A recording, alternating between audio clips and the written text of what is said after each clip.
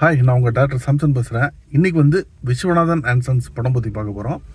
படத்தோட ஸ்டோரி என்னென்னு பார்த்தீங்கன்னு வச்சுங்களேன், நம்ம சூர்யா வந்து மிக மிக பெரிய ஒரு பணக்காரர். அவருக்கு வந்து கல்யாணத்து மேலே ஒரு இன்ட்ரெஸ்டே இல்லை. அதுக்கு ஒரு ரீசன்லாம் சொல்லியிருக்காங்க.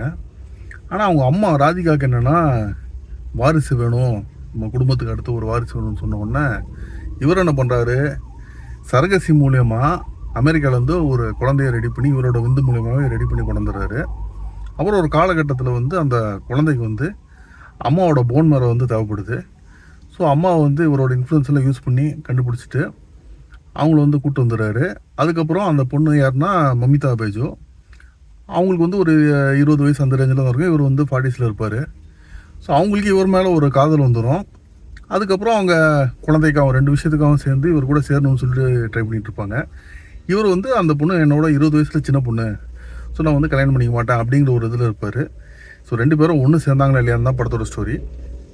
படம் பார்த்தீங்கன்னு வச்சிங்களேன், ஃபஸ்ட் ஆஃப் வந்து நல்லாவே இன்ட்ரெஸ்டிங்காக இருக்கும். ஆக்சுவலாக வந்து ஒரு ஆவரேஜ் ப்ளஸ்ன்னு தான் சொல்லுவேன். நிறைய சீன்ஸ் வந்து நல்லா ஒர்க் அவுட் ஆகிருந்து, நிறைய வித்தியாசமான சீன்ஸ் எல்லாம் இருந்துச்சு. ஒரு சில சீன்ஸ் ஒர்க் அவுட் ஆகல, பட் ஓவராலாக வந்து ஃபஸ்ட் ஆஃப் வந்து ஓகே. செகண்ட் ஆஃப் பார்த்தீங்கன்னா உங்களுக்கு ஸ்டார்டிங்கில் கொஞ்சம் ஒரு லேக் இருக்குது. அதுக்கப்புறம் போக போக படம் வந்து ஒரு டோட்டலாக ஒரு சீரியல் பார்த்த ஒரு ஃபீல் வந்து கொடுத்துருச்சு. ஒரு ஹை பட்ஜெட் சீரியல் பார்த்த ஒரு ஃபீல் கொடுத்துருச்சு. அதே மாதிரி கிளைமேக்ஸ் வந்து இதுதான் கிளைமேக்ஸ்னு ரொம்ப கிளியராக தெரியுது. அந்த இடத்துல வந்து கிளைமேக்ஸ் முடிக்காமல் ரொம்ப ஜவ்வு மாதிரி இழுத்துட்டு போய் முடிச்சிருக்காங்க.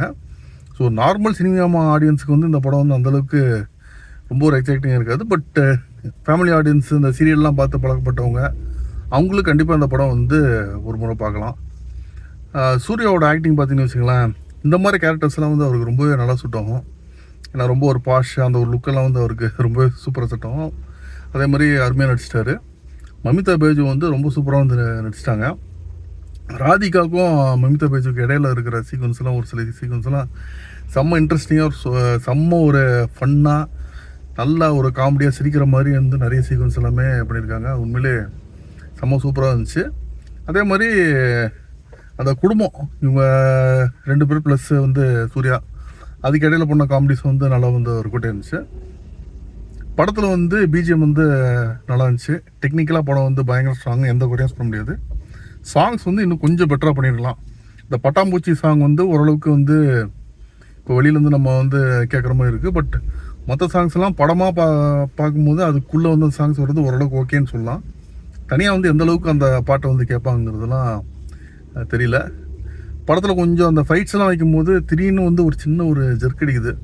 ஏன்னா அது வரைக்கும் வந்து ஒரு கதைக்குள்ளே வந்து சரி இவரால் ஃபைட் பண்ண முடியாதாங்கிற மாதிரி ஒரு இதில் போயிட்டுருப்பார். டக்குன்னு ஒரு நார்மலான ஒரு ஆக்ஷன் ஹீரோ மாதிரி அவர் ஃபைட் பண்ணுறது லைட்டாக ஒரு சின்னதாக மிஸ் ஆச்சு. படம் கொஞ்சம் ஒரு தெலுங்கு படத்தோட ஃபீல் வருது.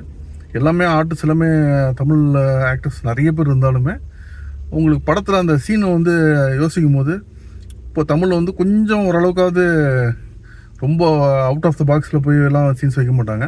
கொஞ்சம் ரியாலிட்டிக்கு கொஞ்சமாவது க்ளோஸாக வைப்பாங்க. இதில் தெலுங்குல வந்து ரொம்ப கமர்ஷியலாக வைப்பாங்க. ஸோ அந்த மாதிரி ஒரு சில சீன்ஸ்லாம் ரொம்ப கமர்ஷியலாக இருந்து, ஸோ அந்த இடத்துல மாத்திரம் கொஞ்சம் ஒரு தெலுங்கு படம் பார்த்து ஒரு ஃபீல் கொடுத்துச்சு.